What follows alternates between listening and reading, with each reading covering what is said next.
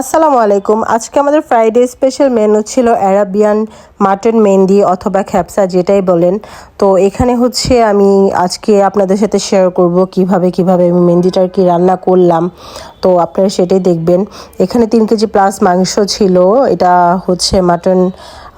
এই মাটনটা হচ্ছে রাজু এরকম হোলই নিয়ে আসছে, পিস পিস করে নাই, তাহলে হচ্ছে বেশি জুসি থাকে আর কালারটা ভিতরে খুব সুন্দর পিঙ্কিশ একটা কালার থাকে। দ্যাটস ওয়াই রাজু এটা আর কি পিস করে নাই। তো রাজু আবার যখন সৌদি থেকে আসছে আমার জন্য এরকম অ্যারাবিয়ান স্পাইসটা নিয়ে আসছে। এখান থেকে কিছুটা অ্যারাবিয়ান স্পাইস নিব আর আমার ঘরে বানানো একটা স্পাইস ছিল, খ্যাপসার জন্যই বানাইছিলাম, ওইটা মিক্স করছি, সাথে একটু অলিভ অয়েল মিক্স করতেছি। তো এই মূলত আর একটু লবণ, সামান্য একটু লবণ, এগুলোতে একটু লবণ দেওয়াই থাকে। তো আর কিছু না, এই মাংসটার মধ্যে এটা আমি মালিশ করব।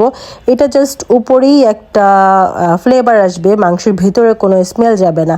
মাংসর ভিতরে হচ্ছে মাংস র মিটের ফ্লেভারটাই থাকবে, আর উপরে শুধু এই স্কিনে একটা কালারও আসবে সুন্দর, আর আর কি একটু লবণ টবণ একটু লাগবে আর কি, যেটা ভাল লাগে আর কি খেতে।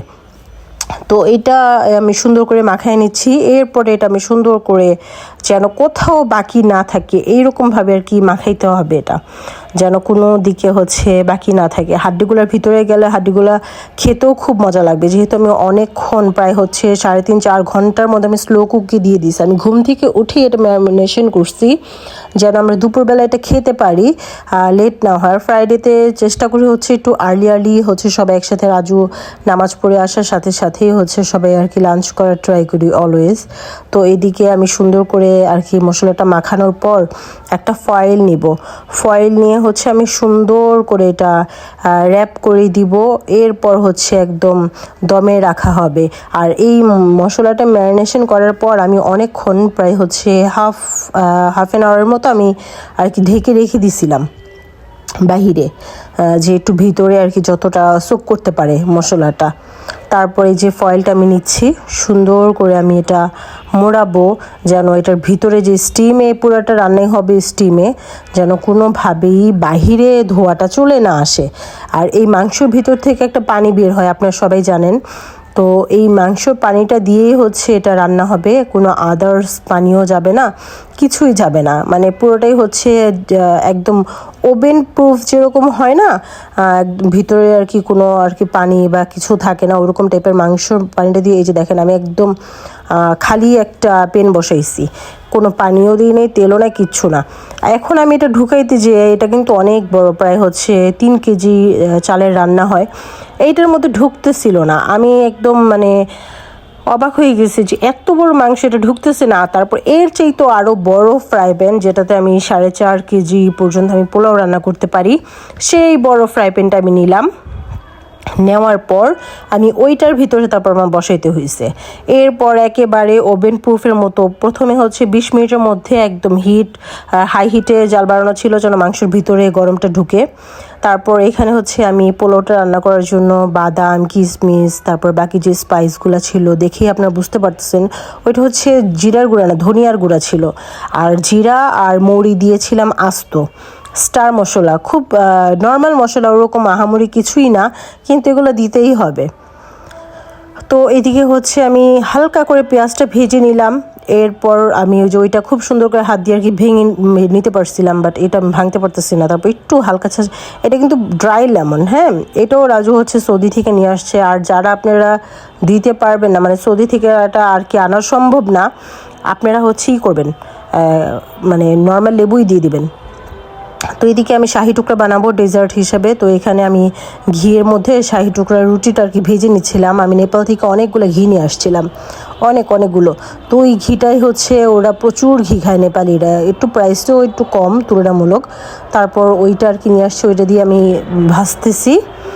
তো এটা হচ্ছে সুগার সিরাপের মধ্যে আমি এটা চুবাইলাম। কম বেশি আর কি অনেকেই পারেন, তো এটা আমি ডিটেলস আর কি ভিডিও দিচ্ছি না। তারপর আমি আমার মতো আর কি ডেকোরেশন করে নিব।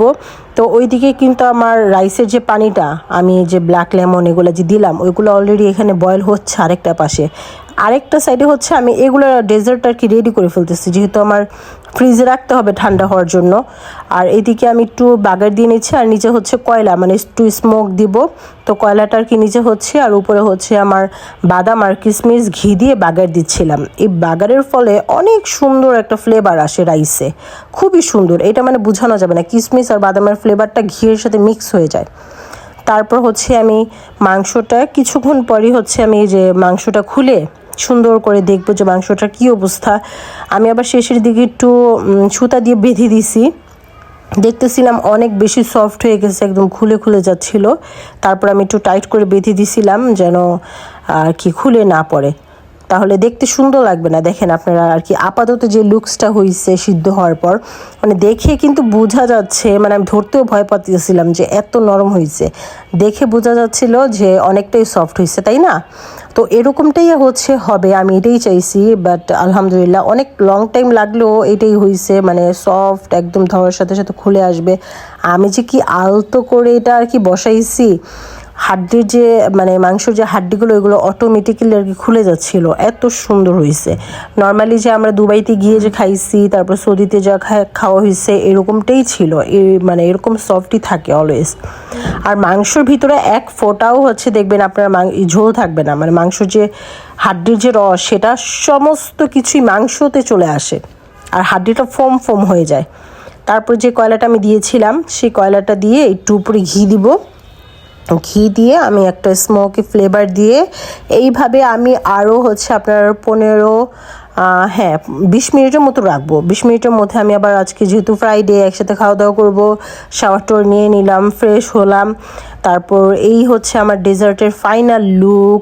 তো আমি ডেজার্টটা ফুল রেডি করে আমি ফ্রিজে রেখে দিয়েছি ঠান্ডা হওয়ার জন্য। তো খাওয়া দাওয়া করতে করতে একটু ঠান্ডা ঠান্ডা হয়ে যাবে, তারপর আমি ফ্রেশ হতে গেলাম। তারপর এসে হচ্ছে আমি যে এখন সার্ভ করব, আমি কয়লাটা উঠায় ফেলে দিব, তারপর মাংসটা উঠে একটা সাইডে রাখবো, তারপর আমি এই ডিশের মধ্যে খাবারটা সুন্দর করে সার্ভ করব। আর এর মাঝে হচ্ছে আমি এই যে অ্যারাবিয়ান খ্যাপসার সাথে যে চাটনিগুলো খাই এগুলোও বানিয়ে নিয়েছিলাম। আপনারা আর কি এর আগের ভিডিওগুলোতেও দেখাইছি যে কীভাবে, এই জন্য আজকে আর চাটনির সেই ভিডিওগুলো নেই নাই। 2 ধরনের চাটনি থাকে, তো একটু নর্মালি যেহেতু অ্যারাবিয়ানরা আরাম করে ওরা ফ্লোরিংভাবে বসে খায়, মানে বিছানার মতো শুয়ে বসে খায়, ভাই এত বেশি মজা, খাইতে খাইতে মানুষ টায়ার্ড হয়ে যায়, তারপর খাওয়া বন্ধ করে না। অনেক অনেক টেস্টফুল। তো এইখানে আর কি সবই আমি আস্তে আস্তে করে সালাদ কেটে নিছি। তো এখন খাওয়া দাওয়ার পালা। আমি মানে ভয়েস ওভার দিতে গিয়ে আমার আবার জিহ্বায় পানি চলে আসছে। আলহামদুলিল্লাহ এত মজা হয়েছে, মানে আমার কি বলবো, রাজুর যে পছন্দ, ওর যে খাওয়া দাওয়ার কি বলবো আমি, আপনারা সবসময় আমার ভিডিওতে দেখেন। আর সবচেয়ে বড় বিষয় কি, ওর আমার টেস্ট বার্ড একই রকম, এই জন্য যেইভাবে চাই আমি ঠিক সেম ওইভাবেই রান্না করতে পারি।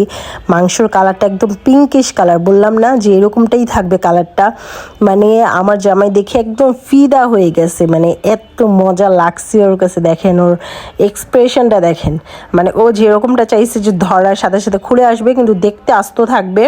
তো আমি আবার ওকে একটু চাটনিগুলো বেরিয়ে দিতেছিলাম, যে খাওয়া শুরু করছে, এইভাবেই খাবে মজার চোটে। মাংসগুলো ও প্রচুর মানে মজা করে খাইছে, যে ওই স্কিনের উপর যে একটা চর্বি থাকে না, মাংসর যে চর্বিটা, এইটা একদম গলে গলে যাচ্ছিল।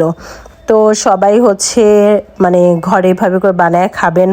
আর কারো যদি কোনো রেসিপি লাগে আমাকে বলবেন, ইনবক্সে আমি দিয়ে দিব।